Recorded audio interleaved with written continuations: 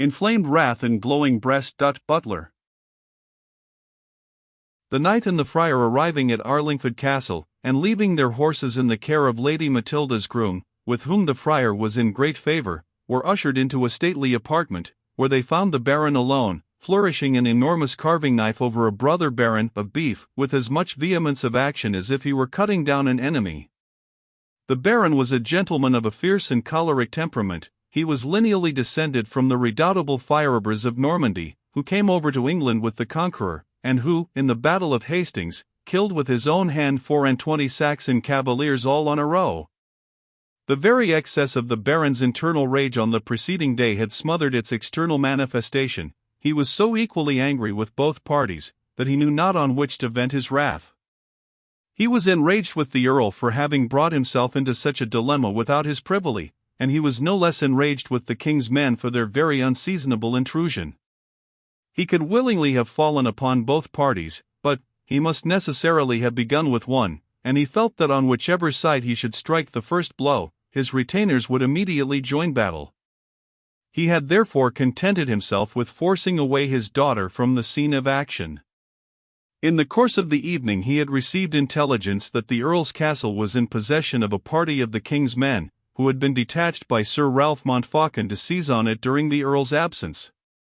The Baron inferred from this that the Earl's case was desperate, and those who have had the opportunity of seeing a rich friend fall suddenly into poverty may easily judge by their own feelings how quickly and completely the whole moral being of the Earl was changed in the Baron's estimation. The Baron immediately proceeded to require in his daughter's mind the same summary revolution that had taken place in his own, and considered himself exceedingly ill-used by her non-compliance. The lady had retired to her chamber, and the Baron had passed a supperless and sleepless night, stalking about his apartments till an advanced hour of the morning, when hunger compelled him to summon into his presence the spoils of the buttery, which, being the intended array of an uneaten wedding feast, were more than usually abundant, and on which, when the knight and the friar entered, he was falling with desperate valor. He looked up at them fiercely, with his mouth full of beef and his eyes full of flame, and rising, as ceremony required, made an awful bow to the knight, inclining himself forward over the table and presenting his carving knife en militaire, in a manner that seemed to leave it doubtful whether he meant to show respect to his visitor, or to defend his provision, but the doubt was soon cleared up by his politely motioning the knight to be seated, on which the friar advanced to the table, saying, "For what we are going to receive," and commenced operations without further prelude by filling and drinking a goblet of wine. The Baron at the same time offered one to Sir Ralph, with the look of a man in whom habitual hospitality and courtesy were struggling with the ebullitions of natural anger. They pledged each other in silence, and the Baron, having completed a copious draught, continued working his lips in his throat, as if trying to swallow his wrath as he had done his wine. Sir Ralph, not knowing well what to make of these ambiguous signs, looked for instructions to the friar, who by significant looks and gestures seemed to advise him to follow his example and partake of the good cheer before him, without speaking till the Baron should be more intelligible in his demeanor. The knight and the friar, accordingly, proceeded to refect themselves after their ride, the Baron looking first at the one and then at the other, scrutinizing alternately the serious looks of the knight and the merry face of the friar, till at length, having calmed himself sufficiently to speak, he said, "Courteous knight and ghostly father, I presume you have some other business with me than to eat my beef and drink my canary, and if so, I patiently await your leisure to enter on the topic." "Lord Fitzwater," said Sir Ralph, "in obedience to my royal master, King Henry, I have been the unwilling instrument of frustrating the intended nuptials of your fair daughter, yet will you, I trust, owe me no displeasure for my agency herein, seeing that the noble maiden might otherwise by this time have been the bride of an outlaw." "I am very much obliged to you, sir," said the Baron, "very exceedingly obliged. Your solicitude for my daughter is truly paternal, and for a young man and a stranger very singular and exemplary, and it is very kind withal to come to the relief of my insufficiency and inexperience, and concern yourself so much in that which concerns you not." "You misconceive the knight, noble Baron," said the friar. "He urges not his reason in the shape of a preconceived intent, but in that of a subsequent extenuation. True, he has done the Lady Matilda great wrong." "How, great wrong?" said the Baron. What do you mean by great wrong? Would you have had her married to a wild fly-by-night, that accident made an earl and nature a deer-stealer? That has not wit enough to eat venison without picking a quarrel with monarchy? That flings away his own lands into the clutches of rascally friars, for the sake of hunting in other men's grounds, and feasting vagabonds that wear Lincoln green, and would have flung away mine into the bargain if he had had my daughter? What do you mean by great wrong? True, said the friar, great right, I meant. Right, exclaimed the baron, what right has any man to do my daughter right but myself?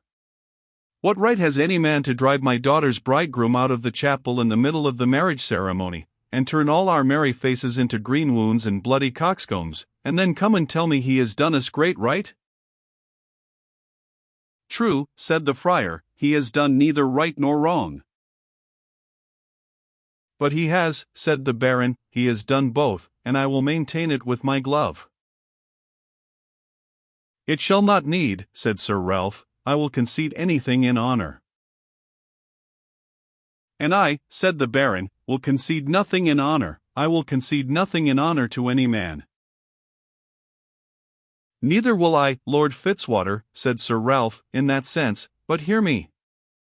I was commissioned by the king to apprehend the Earl of Huntingdon. I brought with me a party of soldiers, picked and tried men, knowing that he would not lightly yield. I sent my lieutenant with a detachment to surprise the Earl's castle in his absence, and laid my measures for intercepting him on the way to his intended nuptials, but he seems to have had intimation of this part of my plan, for he brought with him a large armed retinue, and took a circuitous route, which made him, I believe, somewhat later than his appointed hour. When the lapse of time showed me that he had taken another track, I pursued him to the chapel, and I would have awaited the close of the ceremony, if I had thought that either yourself or your daughter would have felt desirous that she should have been the bride of an outlaw. Who said, sir, cried the baron, that we were desirous of any such thing? But truly, sir, if I had a mind to the devil for a son-in-law, I would fain see the man that should venture to interfere. That would I, said the friar, for I have undertaken to make her renounce the devil. She shall not renounce the devil, said the baron, unless I please. You are very ready with your undertakings. Will you undertake to make her renounce the earl, who, I believe, is the devil incarnate? Will you undertake that? Will I undertake, said the friar, to make Trent run westward, or to make flame burn downward, or to make a tree grow with its head in the earth and its root in the air?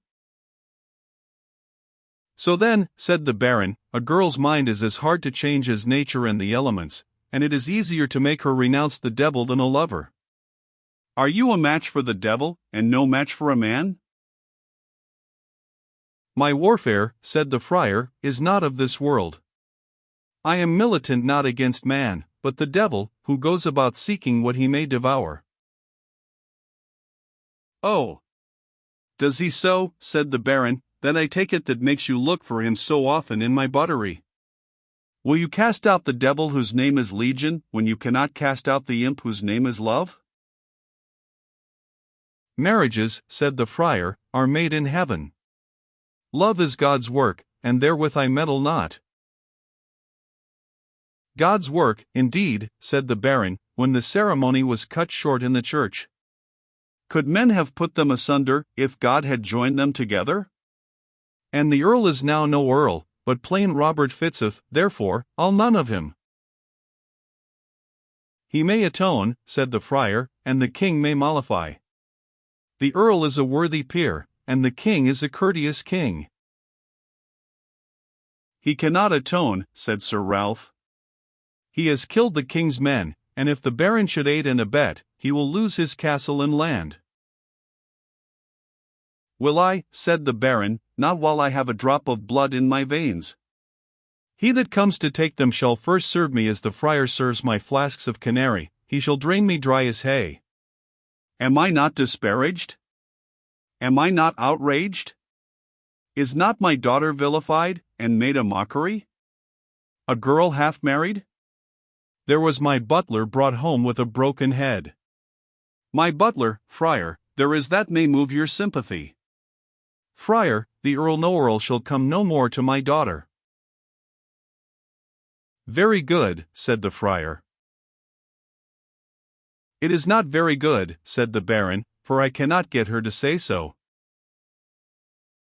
"I fear," said Sir Ralph, "the young lady must be much distressed and discomposed." "Not a whit, sir," said the Baron. "She is, as usual, in a most provoking imperturbability, and contradicts me so smilingly that it would enrage you to see her." "I had hoped," said Sir Ralph, "that I might have seen her, to make my excuse in person for the hard necessity of my duty." He had scarcely spoken when the door opened, and the lady made her appearance.